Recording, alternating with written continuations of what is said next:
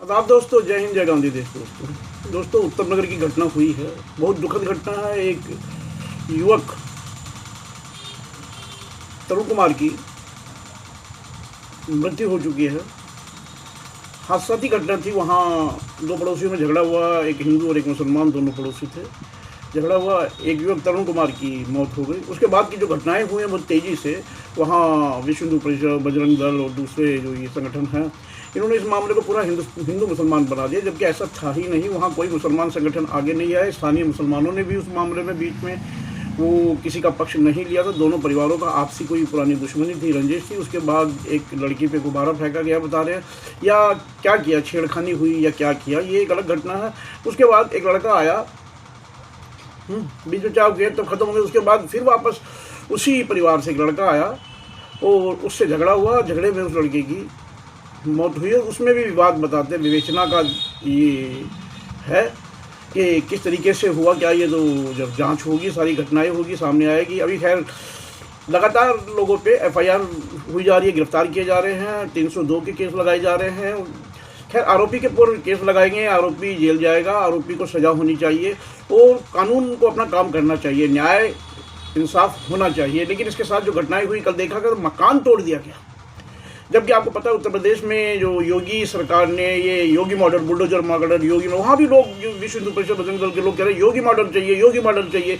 वहाँ न्याय तभी होगा, एनकाउंटर करे जाए, न्याय तभी होगा। अभी भी यही कह रहे हैं कि एनकाउंटर किया जाए कि न्याय तभी होगा।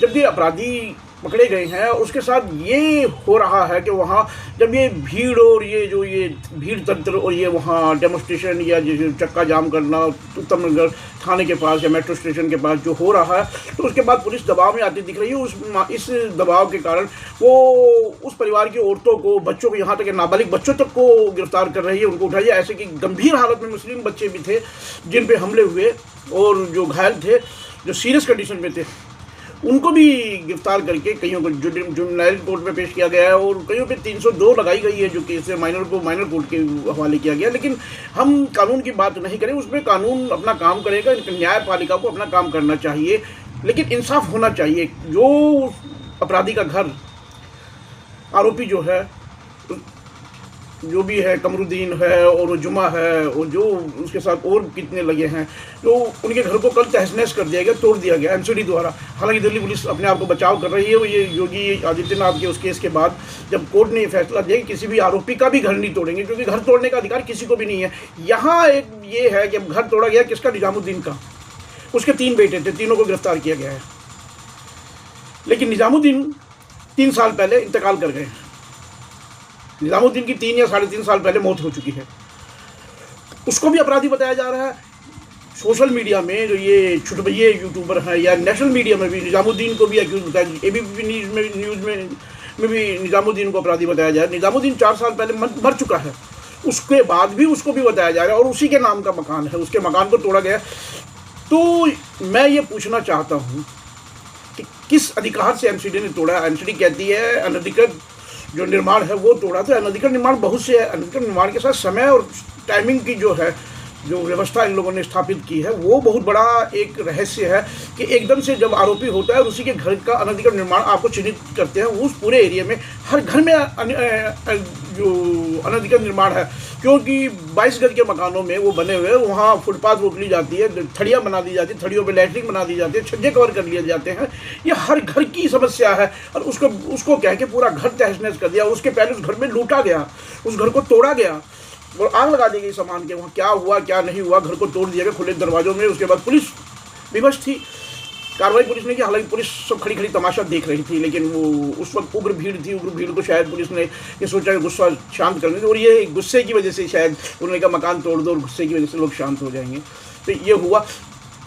अब वो महिला जिस पर गुब्बारा मारा गया उसको भी अरेस्ट कर दिया गया, उसके साथ 2 और महिलाओं को भी अरेस्ट किए।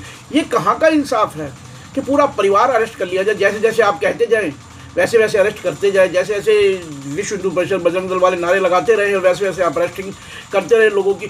यहाँ तक के समाज के दूसरे लोगों को भी, जिनका उनसे वास्ता नहीं है, जो उनसे ताल्लुक़ नहीं रखते, उनको भी गिरफ्तार किया जा रहा है, उनके ऊपर भी दबिश दी जा रही है। ये कहाँ का इंसाफ है? मुझे समझ नहीं आता। ये लगातार के, अरे समाज और बिरादरी बहुत बड़ी होती है।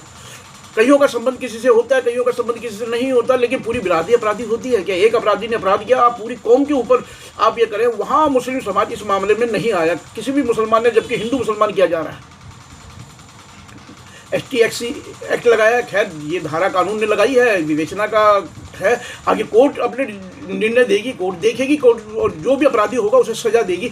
लेकिन ये जो हो रहा है और जिस तरीके से हल्ला मचाया गया, जो आतंक पैदा किया गया मेट्रो स्टेशन के पास और थाने के सामने, पुलिस को विवश किया गया, पुलिस के ऊपर ये किया गया कि कार्रवाई की जाए, और पुलिस लगातार उसी तरीके से कार्रवाई लगातार करे, विवश है पुलिस।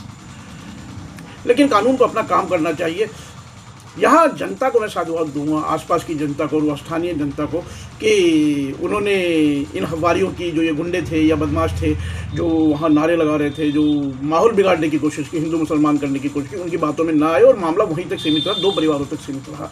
लाख कोशिशों के बाद भी घटना उग्र रूप नहीं ले पाई, ये लोग नाकाम हो गए। लगातार 4 दिन तक हंगामा किया है, लगातार 4 दिन, अभी भी तनाव बना हुआ, वो अभी तक भी इस कोशिश में है कि किसी न किसी दिन, जबकि 5 दिन बाद 7 दिन बाद ईद आने वाली है। और पश्चिमी दिल्ली में जो उत्तम नगर है, आसपास के एरिए हैं, सारे हैं, तो प्रशासन को देखना पड़ेगा। और इसमें जो सामाजिक संगठन है वो भी आगे आने चाहिए। अपराधी के साथ जो आरोपी है वो अपराध सिद्ध होता है तो अपराधी को तो सजा होनी चाहिए, लेकिन बेगुनाहों को, चाहे वो कोई भी हो, उनको बिल्कुल नहीं तंग किया जाना चाहिए। परिवार की महिलाओं को, औरतों को, इनको भी पकड़ा गया है, उनको भी गिरफ्तार किया है। छोटे छोटे नाबालिग बच्चों को भी 3 को पकड़ा गया है, जिनका उसने, जबकि उनको चोट लगी। तो एक इसमें अभी तक ये भी स्पष्ट नहीं है कि क्रॉस FIR हुई है कि नहीं है। उसका घर लूटा गया, उसके बारे में कोई FIR नहीं, दंगा भड़काने का और वहाँ उधम मचाने का, वहाँ बलवा करने का सारा केस हुआ है, वहाँ सबके सामने सब स्पष्ट हुआ है।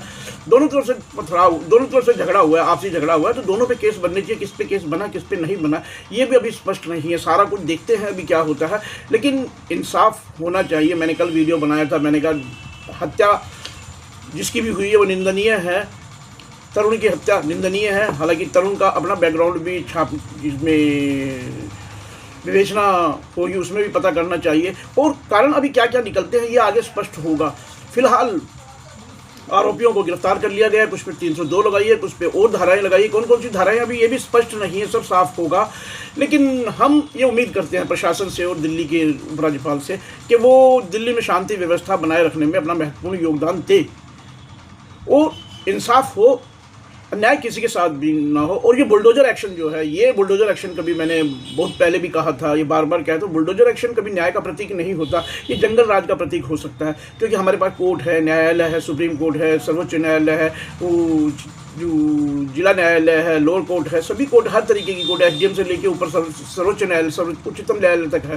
तो न्यायपालिका और संविधान हमारे पास है, भारत का संविधान जिसका preamble we the people of India, हम सब भारत के लोग हैं। उसके बाद भी अगर ये कोई कहता है मैं हिंदू हूँ, मैं मुसलमान हूँ, मैं सिख हूँ, तो ये इस देश में देशद्रोह की एक पहचान है कि वो इसको इस चीज़ से जोड़ते हैं, जबकि ये देश हम सब का देश है, किसी एक का देश नहीं है। जय हिंद, जय गांधी देश।